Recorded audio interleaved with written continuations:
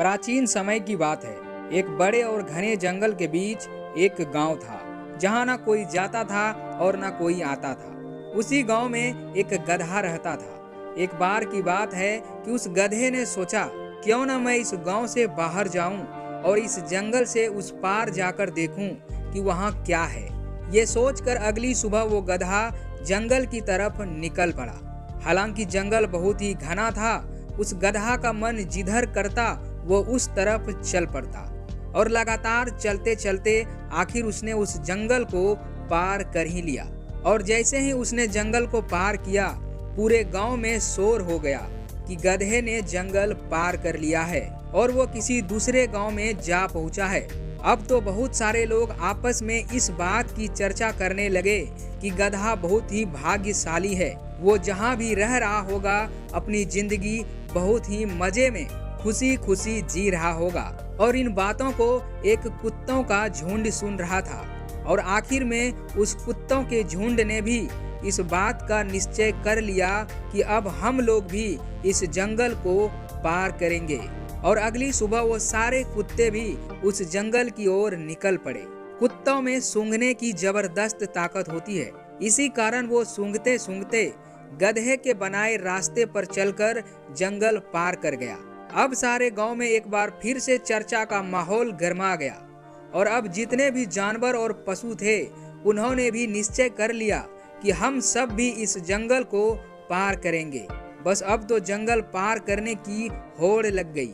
समय बीता, गांव के लोग बदले। सब लोग जंगल को पार करने के लिए उसी रास्ते से होकर गुजरने लगे। लोगों के आने जाने से वहां पर एक पगडंडी सी बन गई थी। तभी सरकार ने फैसला किया कि वहां एक रोड बनवाई जाएगी। और जैसे ही सरकार ने वहां सड़क बनवाने का अंतिम निर्णय लिया, सरकार की तरफ से कुछ इंजीनियर वहां पहुंच गए। गांव वाले की राय थी कि जो पगडंडी बनी हुई है उसी पर रास्ते बना दिया जाए तो ये गांव वालों के लिए बहुत ही अच्छा रहेगा। एक इंजीनियर ने गांव वालों से पूछा कि आप सभी लोग ऐसा क्यों चाहते हैं। तो उनमें से एक बुजुर्ग व्यक्ति ने बोला कि ये रास्ता बहुत ही आसान लगता है। इंजीनियर ने पूछा कि आखिर ये रास्ता किसने बनाया था। उन सब में से जो सबसे ज्यादा बुजुर्ग थे उन्होंने कहा कि जहाँ तक मुझे याद है बहुत पहले ये रास्ता एक गधे ने बनाया था।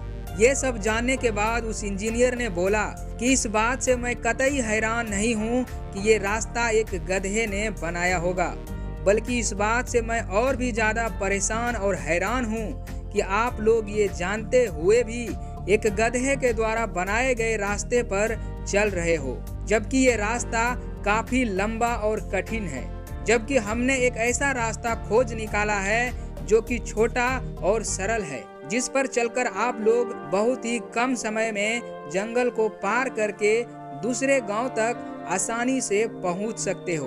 अब सारे गांव वालों को अपनी गलती पर पछतावा हो रहा था कि यदि हमने गधे के बनाए गए रास्ते पर चलने के बजाय खुद का रास्ता खोजा और बनाया होता तो सदियों से चली आ रही गलती को हम बार बार नहीं दोहराते। इस कहानी से हमें यही सीख मिलती है कि कहीं हम सब भी किसी गधे के द्वारा बनाए गए रास्ते पर चलने की गलती तो नहीं कर रहे हैं। हम जिस काम को कर रहे हैं क्या वो और सरल और अलग हो सकता है?